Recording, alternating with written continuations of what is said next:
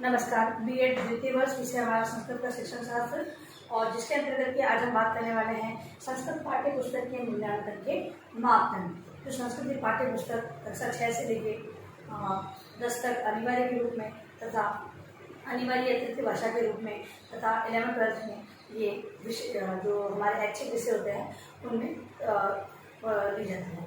अब इसके अंतर्गत जो मूल्यांकन के मापदंडों की बात कर रहे हैं, ये संस्कृत पाठ्य पुस्तक है, उसकी विशेषता देखी हमें, उनमें इन गुणों का होना जरूरी है। अब उसमें ये गुण होने चाहिए, लेकिन है या नहीं है, इसका मापन हम कैसे करेंगे? तो वो मूल्यांकन की पद्धति के आधार पर ही हम कर सकते हैं। अब मूल्यांकन है, अब अगर हम बात करें कि एक परीक्षा की, तो परीक्षा के अंदर हम क्या करें, 10 प्रश्न दिए, 2-2 नंबर के हैं, तो 20 नंबर का हमारा प्रश्न हो गया। अब हमने उसको अंक प्रदान करके उसका मूल्यांकन कर दिया, मूल्यों को अंक प्रदान कर दिए, ठीक है, और उनको नंबर दे दिए, फर्स्ट सेकंड थर्ड जो भी है घोषित कर दिया। अब यहाँ पर पुस्तक की बात की जा रही है, तो पुस्तक है, उनको मापने के लिए, उसका मूल्यांकन करने के लिए कुछ मापदंड बनाए गए हैं। उसको नापने के लिए कुछ ऐसी विशेष स्थितियों का होना बहुत ही आवश्यक है, उसी के आधार पर हम उसका मूल्यांकन कर सकते हैं। उसी की बात हम लोग यहाँ पर इस वीडियो के माध्यम से करने वाले हैं। तो मापदंडों के अंतर्गत सबसे पहले अगर हम बात करें तो प्रकाशन सामग्री, प्रकाशन सामग्री पुस्तक की बात हो रही है। आप लोग अपने मस्तिष्क में एक पुस्तक को लें कि पुस्तक के अंतर्गत प्रकाशन सामग्री की बात कर रहे हैं। मापदंड है तो प्रकाशन सामग्री, पहले प्रकाशन सामग्री को देखेंगे, उसके अंतर्गत किन किन चीजों को देखना है। तो पुस्तक का नाम, प्रकाशन में क्या क्या होना जरूरी है, पुस्तक का नाम है या नहीं है। दूसरी बात, लेखक या लेखकगण, लेखक या लेखकगण, लेखक या लेखकगण, तो कहीं पर एक लेखक द्वारा पुस्तक लिखी गई है तथा कहीं पर ग्रुप के आधार पर 2 या 3 या 4 लेखकों ने पुस्तक लिखी है, तो यहाँ पर लेखकगण लिखा गया है। इस आधार पर इसकी जांच करेंगे, मूल्यांकन करेंगे। फिर है प्रकाशक, उसे प्रकाशित करने वाला कौन है, उसका पूरा पता लिखा होता है नाम सहित, उसके बारे में जानकारी देखनी है, उसका मूल्यांकन करना है पुस्तक का, तो वो चीज की जांच करनी है।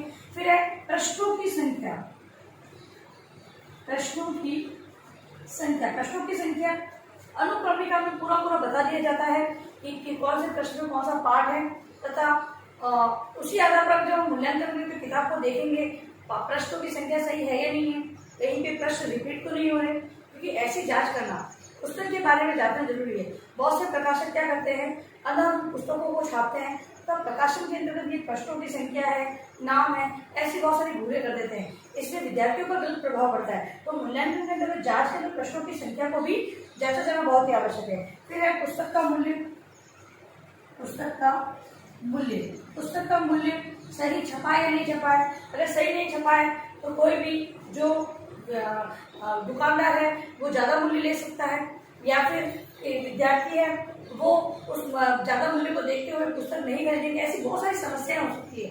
तो मूल्यांकन में पुस्तक का मूल्य अंकित होना बहुत आवश्यक है, क्योंकि कोई भी जो प्रकाशक है वो अपनी मर्जी से मूल्यों को अंकित न करे, क्योंकि सरकार द्वारा निश्चित बताया गया है और गवर्नमेंट की जो रूल है उसके अंदर जो पाठ्य पुस्तक है वहाँ पर छपाई की बात करें, जिल्द की बात करें, किसी प्रकार की जो बात करें, उसका एक निश्चित मूल्य है। जितना आपने वर्क किया है उसी के आधार पर मूल्य निर्धारित है। प्राइवेट सेक्टर की बात अलग है, वो अपने मूल्यों को अपने स्वयं द्वारा निर्धारित करती है, लेकिन इसका जो मंडल बना हुआ है वो ये अधिक जो पुस्तक की छपाई के अकॉर्डिंग जितना आपका खर्च हुआ है, मतलब प्रिंटिंग मशीन वाले को भी उतना ही मूल्य दिया जाता है जितना कि उसने छपाई पे लगा है, जो जितना उनका व्यय हुआ है उसी के आधार पर उन्हें पेमेंट दिया जाता है। तो पुस्तक का मूल्य अंकित होना बहुत ही आवश्यक है। अब दूसरा है पहला था प्रकाशन सामग्री, दूसरा है यांत्रिक तत्व, यांत्रिक तत्व। अब यांत्रिक तत्व है उसके अंतर्गत किन किन चीजों को देखना है, तो पुस्तक का आधार तथा साज सज्जा। मूल्यांकन करते हुए ये देखेंगे कि पुस्तक है उसका आधार सही है नहीं है, मतलब कि जो बाइंडिंग वगैरह होती है, जो बेस बना होता है पुस्तक का, वो सही है या नहीं है, और डेकोरेशन का जो कार्य किया गया है वो कहाँ तक सही है, ये सारा मूल्यांकन होता है। इसके अलावा जिल्द की सुदृढ़ता, जिल्द की सुदृढ़ता, जिल्द है वो कम समय में खराब होने वाली तो नहीं है, मजबूती उसकी कैसी है, इस ऐसे बारे में जानकारी ऐसा मूल्यांकन करना है। फिर है कागज, कागज जो प्रिंट किए गए हैं उसमें सही कागजों का प्रयोग किया गया है या नहीं किया, धुंधले कागज या फिर क्या जो अस्पष्ट दिखाई देता है ऐसे कागजों का प्रयोग तो नहीं हुआ, पतले ज्यादा जल्दी फटने वाले, ठीक है, ऐसे कागजों का प्रयोग नहीं होना चाहिए। फिर है छपाई, छपाई है प्रिंटिंग का जो कार्य किया गया है वो स्पष्ट रूप से दिखाई दे रहा है नहीं दे रहा है ऐसा, क्योंकि आप लोग ये बिंदु मूल्यांकन मापदंड नहीं लिखने, क्योंकि आपका जो इंटर्नशिप का जो कार्य होता है उसके अंदर आपको पुस्तकों की समीक्षा करनी होती है, सारी चीजें बतानी होती है, तो ये अगर बिंदु आपको ध्यान रहेंगे तो आप बहुत अच्छे तरीके से उनको विश्लेषण कर पाओगे, समीक्षा कर पाओगे पाठ्य पुस्तक की, तो ये ध्यान रखें आपको। ठीक है, फिर है मार्जिन की चौड़ाई, मार्जिन की चौड़ाई, मार्जिन की चौड़ाई जैसा हमने बोला था कि बाह्य और आंतरिक जो गुणों का बात की थी, मार्जिन की बात भी हमने की थी, तो मार्जिन जो ऊपर से हास्य छोड़ा जाता है तो बहुत ही आगे पीछे थोड़ा जो ऊपर नीचे जो हास्य छोड़ाता है वो बहुत ही जरूरी होता है, क्योंकि ऊपर है, ऊपर भी कटिंग वगैरह होती है, बाइंडिंग के लिए भी जो साइड के जो कॉर्नर होते हैं उनमें कटिंग की जाती है, इसलिए क्या होता है कि मार्जिन अगर नहीं छोड़ा जाता है तो जो अक्षर होते हैं वो कट जाते हैं, ठीक है, जो लिखा हुआ कट जाता है, इसीलिए मार्जिन भी बहुत ही आवश्यक होता है। अगला है संगठन, संगठन अगला मापदंड है संगठन। अब संगठन के अंतर्गत किन किन चीजों को देखना है, तो पाठों की सामान्य योजना, पाठों की सामान्य योजना के बारे में जांच करनी होती है, पाठों की जो योजना बनाई गई है वो सही है या नहीं है, उसके क्रम को सही प्रकार से देखा जाए कि क्या है वो सही है गलत है, इस प्रकार से उसका मूल्यांकन होगा। फिर अगला है पाठों का तर्कसम्मत विभाजन, पाठों का तर्कसम्मत विभाजन, जो पाठ दिए गए हैं उनको तर्क सहित, मतलब कि जैसे जो पाठ पहले दिया गया है या जो पाठ बाद में दिया गया है, जो विषय वस्तु छोटी कक्षा में है जो बड़ी कक्षा में, उनका एक तर्कसम्मत विभाजन होना चाहिए, मतलब बताया गया है, अगर आपने डिवाइड किया तो किस आधार पर डिवाइड किया उसका एक सटीक एक सही प्रकार से स्पष्ट रूप से उत्तर होना बहुत ही आवश्यक है, तो इस प्रकार उसका विभाजन किया गया है नहीं किया गया है उसकी चर्चा करनी चाहिए, उसका मूल्यांकन इस प्रकार से होना चाहिए। फिर है पाठों की पूर्णता, पाठों की पूर्णता की बात करें तो विषय वस्तु है, पाठ वो पूर्ण होने चाहिए, छोटे हो पूर्ण हो, छोटी कक्षा में छोटे पाठ, बड़ी कक्षा में अगर हम कहें तो 2 या 3 पेज के पाठों की समझ बालकों में विकसित हो जाती है, तो पाठों की पूर्णता का होना बहुत ही आवश्यक है, तभी उसकी शिक्षा एक विद्यार्थी अपने व्यवहार में ला सकता है, तो उसका मूल्यांकन करना। और लास्ट है सारांश, इसमें संगठन में सारांश, सारांश जो पुस्तक है उसमें, और कि आजकल तो सारा मूल भाव जो कहते हैं वो दिया हुआ होता है, उसी के आधार पर एक शिक्षक है विद्यार्थियों के अंतर्गत विषय वस्तु के समझ विकसित कर पाता है, तो ऐसा मूल्यांकन करना है। फिर है प्रस्तुतिकरण, अगला जो मापदंड है वो है प्रस्तुतिकरण। प्रस्तुतिकरण के अंतर्गत किन किन चीजों की जांच होनी चाहिए, तो वो है शैली, प्रस्तुतिकरण में जो विषय वस्तु की छपाई की गई, प्रिंटिंग की गई है, उसमें विषय वस्तु को प्रेजेंट किया गया है उसके अंतर्गत शैली का प्रयोग सही हुआ है या नहीं हुआ है उसकी जांच होती है। फिर है भाषा, भाषा का सही प्रयोग हुआ है या नहीं। इसके बाद है निष्पक्षता, निष्पक्षता की बात करें तो अगर हम प्रस्तुतिकरण करें तो निष्पक्ष होकर करें, किसी के पक्ष को लेते हुए या फिर किसी की रिपीटेशन को लेते हुए नहीं करना है, तो प्रस्तुतिकरण के अंदर जो पुस्तक है उसका प्रस्तुतिकरण निष्पक्षतापूर्ण होना चाहिए।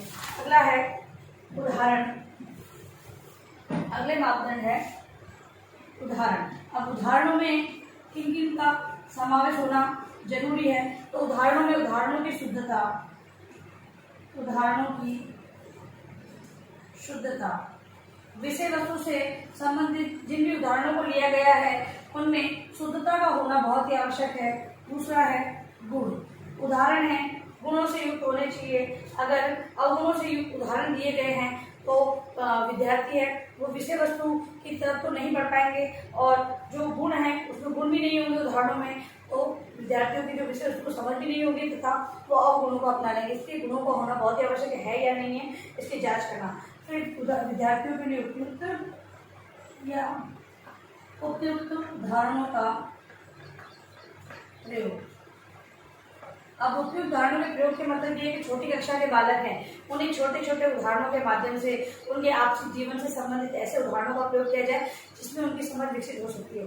अगर उनके लिए बड़े लेवल की उदाहरणों का प्रयोग किया गया, यानी कि कठिन उदाहरणों का प्रयोग किया गया है, तो विषय वस्तु तो उनके सामने नहीं है ही है, तो साथ ही उदाहरण भी उनके लिए कठिन हो जाएंगे समझना। इसलिए ऐसे उदाहरणों का प्रयोग किया जाए जो कि उनके लिए सरल या समझने योग्य हो। अब अगला है चित्र। अगला जो मापदंड है वो है चित्र। चित्रों का समावेश पुस्तक के अंतर्गत होना। तो चित्र है विभिन्न उपयोगी चित्रों का समावेश। चित्रों के अंतर्गत मापदंड में देखा जाए कि छोटी कक्षा में रंगीन चित्रों का समावेश हो और छोटी कक्षाओं में ज़्यादा चित्रों का प्रावधान है, मतलब कि वहाँ पर बालकों को चित्रों के माध्यम से एक अध्यापक बहुत अच्छी तरीके से सिखा सकता है।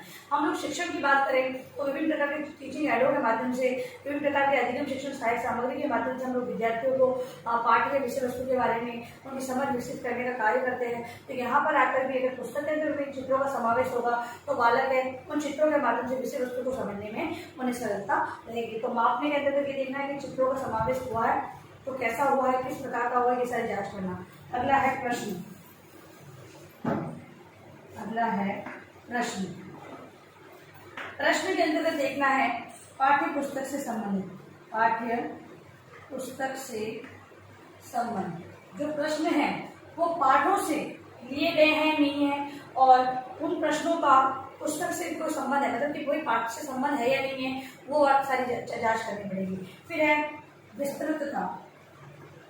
विस्तृतता से मतलब है कि जो प्रश्न बनाए गए हैं वो विस्तृत रूप से होने चाहिए, उनमें फ्लेक्सिबल लचीलापन होना चाहिए कि विद्यार्थी अपने अनुसार उसका वर्णन कर सके, तो उसमें स्पष्टता भी होनी चाहिए जिससे कि विद्यार्थी समझकर उसको अच्छी तरीके से प्रोजेक्ट करे। तो विस्तृतता है या नहीं है।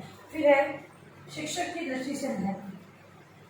शिक्षक की दृष्टि से महत्व, और शिक्षक की दृष्टि से महत्व की अगर हम बात कर रहे हैं तो आजकल जो शिक्षा की जो प्रणाली चल रही है बाल केंद्रित है तथा मूल्यांकन की प्रणाली की बात करें तो स्वतंत्र व्यापक मूल्यांकन किया जा रहा है। अब यहाँ पर अगर बात अगर प्रश्नों की हो रही है तो एक अध्यापक है उनके मन में अपने शिक्षण हेतु पूर्व जानकारी होती है, पूर्व वो अपने अकॉर्डिंग वो शिक्षण की जो पूरी रूपरेखा बनाकर जाता है तथा अब हमें क्या करवाना है विद्यार्थियों से, ऐसा सारा वो पहले से डिसाइड कर लेता है। अब यहाँ पर बात आती है प्रश्नों की, तो विषय वस्तु के अंतर्गत जो पाठ्य पुस्तक में जो प्रश्नों का समावेश किया गया है वो इस प्रकार का होना चाहिए कि एक अध्यापक है, मैंने जो पढ़ाया है, मैंने जो उद्देश्य लिए थे उन उद्देश्यों की पूर्ति हुई है नहीं हुई है, इस प्रकार से ऐसे प्रश्न बने हों जैसे कि अध्यापक ये डिसाइड कर सके कि जो उद्देश्य मैंने अपने जो पाठ योजना बनाए थे उनकी प्राप्ति हो रही है नहीं हो रही है।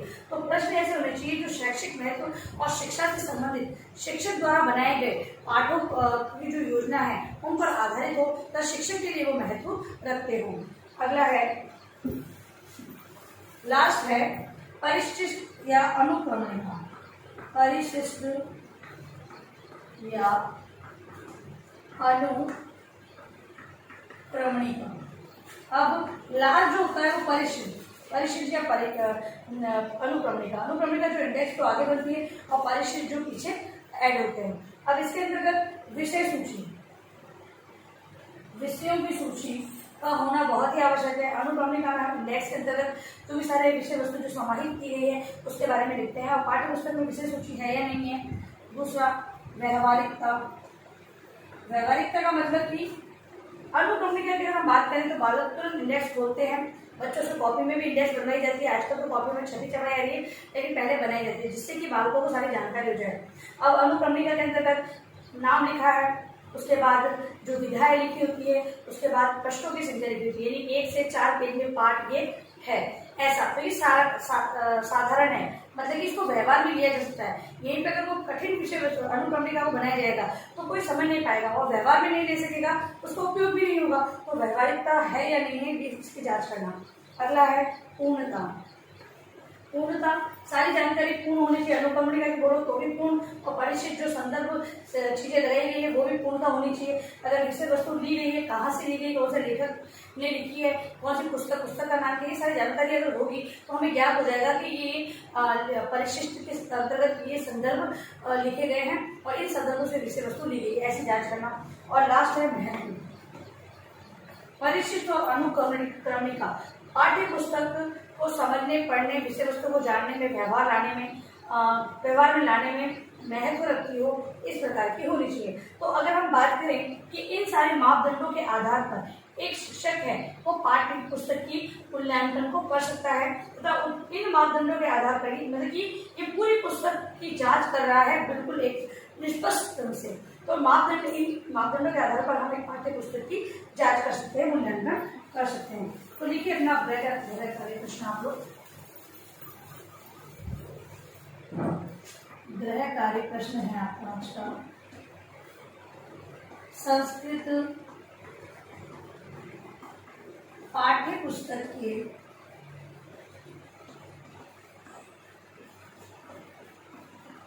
मूल्यांकन